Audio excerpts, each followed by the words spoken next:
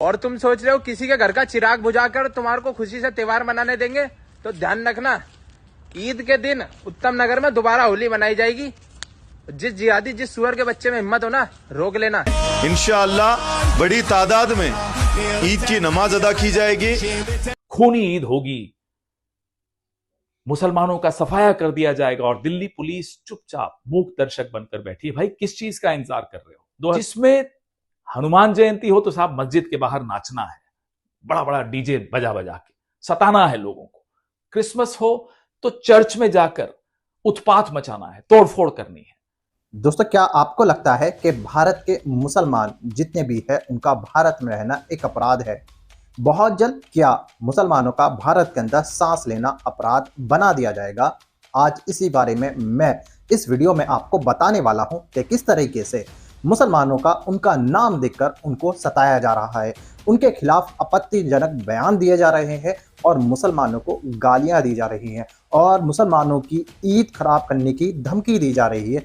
कहा जा रहा है कि हम ईद के दिन होली खेलकर दिखाएंगे कि किस तरीके से होली खेली जाती है। और ऐसी ना जाने कितनी वीडियो आपने सोशल मीडिया पर देखी होंगी, जैसे कुछ लोग आते हैं और मुसलमानों को धमकाते हुए और ऑन कैमरा मुसलमानों को चेतावनी देते हुए चले जाते हैं, लेकिन उनके ऊपर कार्रवाई का कोई नामो निशान नहीं होता।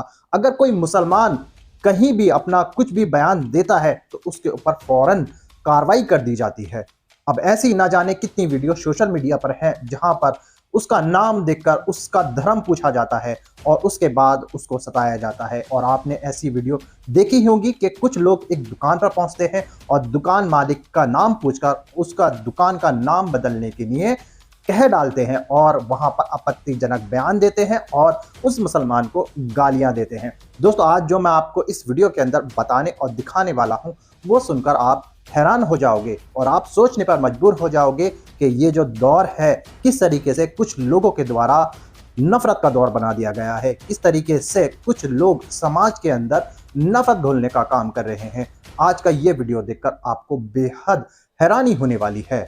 कुछ दिन पहले से आप देख ही रहे होंगे किस तरीके से उत्तम नगर में तरुण नाम का जब से केस हुआ है वहां के मुसलमानों को सताया जा रहा है कुछ गुंडों के द्वारा, कुछ नफरती चिंटों के द्वारा। किस तरीके से वहां पर रहकर मुसलमानों को कहा जा रहा है कि इस बार ईद के दिन हम होली खेलकर दिखाएंगे। और ऐसी ना जाने कितनी वीडियो सोशल मीडिया पर भी हैं और ऐसे बयान जब सोशल मीडिया पर आते हैं उनके ऊपर कोई कार्रवाई नहीं की जाती है। दोस्तों, ऐसे लोग सिर्फ समाज के अंदर नफरत घोलने का काम करते हैं और आप सब देख ही रहे होंगे। दोस्तों, हम प्रशासन से यही मांग करते हैं कि अगर कोई भी नफरत भरे बयान देता है किसी की धर्म को लेकर उसके ऊपर कार्रवाई की जाए।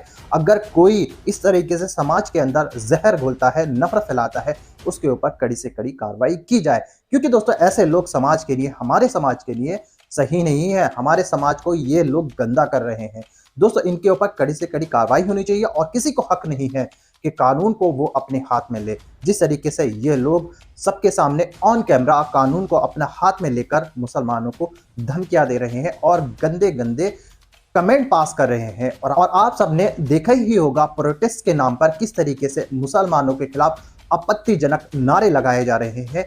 और ये चीज लोग जब देखते हैं तो लोगों के अंदर इसी बात से लेकर दूसरे धर्म के प्रति नफरत भरती है।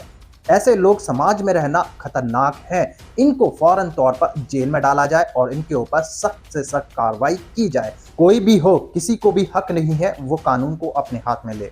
दोस्तों, अभी मैं आपको जो वीडियो दिखाने वाला हूं वो वीडियो देखकर आपको बेहद हैरानी होगी और आपको पता चलेगा कि मुसलमानों के प्रति कितनी ज्यादा लोगों के अंदर नफरत घोल दी गई है। मगर दोस्तों, ये वीडियो दिखाने से पहले मेरी आपसे गुजारिश है, आज का ये मेरा वीडियो पूरा एंड तक जरूर देखना और अगर आप मेरे चैनल पर नहीं आए हो चैनल को जरूर सब्सक्राइब करना, साथ में इस वीडियो को दूसरे लोगों में शेयर जरूर करना। चलिए दोस्तों, पहले आप ये वीडियो देखिए, फिर आकर मैं आपसे बात करता हूं। साथियों, जब भी कोई त्योहार आता है इस देश में, वो होली हो, ईद हो, क्रिसमस हो, हनुमान जयंती हो, रामनवमी हो, हम सब चाहते हैं कि हम खुशी से उसको मनाएं, दोस्तों के साथ, परिवार के साथ और समाज में भी हम खुशियां बांटें। यही त्योहारों का मकसद होता था। लेकिन पिछले 10-12 सालों में एक ऐसा माहौल बनाया जा रहा है जिसमें हनुमान जयंती हो तो साहब मस्जिद के बाहर नाचना है, बड़ा बड़ा डीजे बजा बजा के सताना है लोगों को। क्रिसमस हो तो चर्च में जाकर उत्पात मचाना है, तोड़फोड़ करनी है। ऐसा लगता है जैसे एक एंट्रेंस टेस्ट चल रहा है भाजपा का। जो जितनी हेट स्पीच इस्तेमाल करेगा, टोपी दाढ़ी वालों को सताएगा, लिंच करेगा, घटिया नारे लगाएगा, नफरती भाषा में बात करेगा, वो बीजेपी में उतना ही आगे बढ़ेगा। अभी कुछ दिन पहले होली थी, दिल्ली के उत्तम नगर में 2 लोगों में झगड़ा हुआ, तरुण नाम के व्यक्ति की हत्या हो गई, वो मर गया। उसके बाद आरएसएस और बीजेपी ने इस पूरे वाकये को इतना उग्र कर दिया, इतना सांप्रदायिक कर दिया कि आज दिल्ली की सड़कों पर जुलूस निकालते हुए लोग दिखते हैं कि साहब खूनी ईद होगी, मुसलमानों का सफाया कर दिया जाएगा, और दिल्ली पुलिस चुपचाप मूक दर्शक बनकर बैठी है। भाई किस चीज का इंतजार कर रहे हो? 2020 जैसा माहौल चाहते हो? फिर से दंगे हो? क्या चाहते हो आप? क्यों नहीं इनको रोकते? क्यों इस तरह के माहौल को बढ़ने दे रहे हो? वाराणसी में इफ्तार कर लिया, गिरफ्तार हो गए। पुणे में इफ्तार कर रहे हैं, उन पे हमला, उनको घायल कर दिया। मधुबनी में, बिहार में एक रोजेदार महिला को पेशाब पिलाया और उसके बाद उसको इतना मारा कि उसकी मौत हो गई। ये क्या माहौल है? आजकल एक और फैशन हो गया है। इजराइल के नए नए इश्कजादे घूम रहे हैं सड़कों पर, सोशल मीडिया पर, मीडिया में। अरे इश्कजादों, आपको पता है कि भारत का ईरान से जो रिश्ता है वो कितना पुराना है और क्यों है? क्या आपको थोड़ा सा आइडिया है कि भारत फिलिस्तीन के साथ किन परिस्थितियों में और क्यों खड़ा रहा, और कैसे भारत का विश्व में इतना बड़ा कद हुआ? इतना बड़ा कद इसीलिए हुआ कि भारत सिद्धांतों पर चला। आज ऊपर से नीचे तक देखिए, सरकार में और पार्टी में, बीजेपी में सब इश्कजादे बने घूम रहे हैं इजराइल के। कह रहे हैं इजराइल हमारा फादरलैंड है, फादरलैंड होगा आपका फादरलैंड। लेकिन प्रधानमंत्री से हमें कोई उम्मीद है नहीं।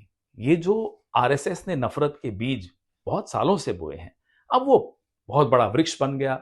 नरेंद्र मोदी की सरकार का संरक्षण है, फल भी आ रहे हैं उसमें। और जहां जहां सांप्रदायिक तनाव बढ़ता है, वहां बीजेपी का ग्राफ भी चढ़ता है। तो हमें इनसे उम्मीद नहीं है। जैसा कि मैंने कहा, प्रधानमंत्री इन्हीं रास्तों पर गुजरकर, इन्हीं सीढ़ियों पर चढ़कर यहां तक पहुंचे हैं, तो उनको छोड़ दीजिए। लेकिन दिल्ली पुलिस और अधिकारियों से हमारी ये गुजारिश है कि नफरत की इन दीवारों को इतना मत बढ़ने दो कि हमारी असली पहचान, इस देश की पहचान, इस सभ्यता की पहचान उसमें ढक जाए। ये इम्तिहान की घड़ी है, ना केवल पुलिस के लिए, ना केवल सरकारों के लिए, उनको तो छोड़ ही दीजिए, ये मेरे और आपके लिए, हिंदुओं के लिए बहुत बड़े इम्तिहान का दौर है। क्या हम अपने धर्म को इन वाहियात लोगों के हाथों में बिकने देंगे? क्या इस संघ जैसे लोगों के हाथ में क्या हमने ठेका दे दिया अपने धर्म का? क्या हम बचाएंगे अपने धर्म को? ये इम्तिहान पूरा विश्व देख रहा है और इसमें हमें पास होना है। इस सभ्यता को फेल नहीं होने देना, अपनी विरासत को फेल नहीं होने देना है। हमें पूरी उम्मीद है हम मिलकर इन नफरती गैंग्स का मुकाबला करेंगे, इनको फिर से इनके नागपुर के बैरक्स में भेजेंगे। जय हिंद। दोस्तों, देखा आपने ये वीडियो, उम्मीद है इस वीडियो में आपको सारी बातें समझ में आ चुकी होंगी। दोस्तों, आपने देखा ही होगा और सोशल मीडिया पर ऐसी ही ना जाने कितनी वीडियो हैं जिस वजह से समाज के अंदर नफरत घोली जा रही है। दोस्तों, आपने देखा होगा किस तरह से तरुण का जो केस हुआ था उत्तम नगर में, उसके बाद वहां पर जो लोग आए हैं बाहर से, उन्होंने किस तरीके से वहां का माहौल खराब कर दिया है, किस तरीके से वो वहां पर गलत नारे लगा रहे हैं और एक डर का माहौल पैदा कर रहे हैं। और आपने कुछ वीडियो मुसलमानों की भी देखी होगी, किस तरीके से वो डरे हुए, सहमे हुए नजर आ रहे हैं। और वहाँ के लोगों का ये कहना है, कुछ मुसलमानों का ये भी कहना है कि यहाँ पर जो लोग रहते थे मुसलमान, वो ईद मनाने के लिए अपने गांव चले गए हैं। दोस्तों, ऐसा डर का माहौल बनाया जा रहा है, कहा जा रहा है कि ईद के दिन ही हम होली खेलकर दिखाएंगे और मुसलमानों को बताएंगे कि होली कैसे खेली जाती है। ये सीधे तौर पर मुसलमानों को धमकी दी जा रही है। दोस्तों, ये सीधे तौर पर समाज के अंदर जहर घोलने का काम कर रहे हैं। दोस्तों, हम चाहते हैं ऐसे लोगों पर, ऐसी नफरती चिंटों पर कड़ी से कड़ी कार्रवाई करे पुलिस, क्योंकि दोस्तों ऐसे लोग किसी भी समाज के लिए खतरा है। ऐसे लोग समाज के अंदर जहर फैलाते हैं, ऐसे लोग लोगों के दिलों में नफरत भरते हैं।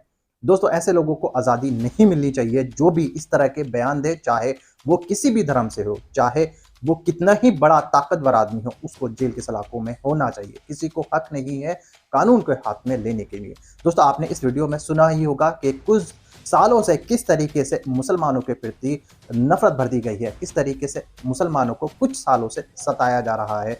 अगर कोई भी मुसलमान किसी बयान को लेकर कुछ भी बोल डालता है तो उसके ऊपर कार्रवाई कर दी जाती है, ना कि जो कि मुसलमानों के खिलाफ इतने आपत्तिजनक बयान देते हैं उनके ऊपर कुछ टस से मस नहीं होते। अगर उन लोगों के ऊपर कार्रवाई भी हो जाती है, उनको फौरन जेल से बाहर निकाल लिया जाता है और उनका स्वागत इस तरीके से किया जाता है जैसे वो बहुत बड़ा महाकाम करके आए हों। दोस्तों, आपने देखा ही होगा उत्तराखंड के अंदर कुछ दिन पहले कुछ औरतों ने हाईवे पर लिख दिया था कि ये रोड मुसलमानों के लिए नहीं है। उसके बाद उन महिलाओं को गिरफ्तार कर जेल भेज दिया गया था, लेकिन कुछ ही देर में उनकी जमानत हो जाती है और उसके बाद जब वो बाहर आती हैं और आपने देखा ही होगा उन महिलाओं का किस तरीके से स्वागत किया जाता है, किस तरीके से उनको फूल मालाएं पहनाई जाती हैं। लेकिन कुछ नफरती लोग जब ऐसी वीडियो देखते हैं, उनके हौसले बुलंद हो जाते हैं और वो फिर निकल पड़ते हैं मुसलमानों को सताने के लिए। उनको पता है कि हम पर कोई कार्रवाई नहीं होने वाली और वो आज़ाद पकड़े भी जाएंगे तो आज़ाद हो जाएंगे। दोस्तों, आप लोगों की क्या राय है ऐसी वीडियो के बारे में और ऐसे बयानों के बारे में? आप मुझे कमेंट करके ज़रूर बताइएगा। आप बताइएगा कि ऐसे लोगों पर किस तरह की कार्रवाई होनी चाहिए और किसी को हक नहीं है कानून को अपने हाथ में लेने के लिए। जी हाँ दोस्तों, आप लोग मुझे कमेंट करके ज़रूर बताइएगा ऐसे लोगों पर कितनी बड़ी कार्रवाई करनी चाहिए और ऐसे लोगों को जेल से बाहर आना चाहिए या नहीं। दोस्तों, आज की वीडियो में बस इतना ही। मैं फिर मिलूंगा ऐसी ही दूसरी वीडियो के साथ। तब तक के लिए सलाम, नमस्ते, जय हिंद।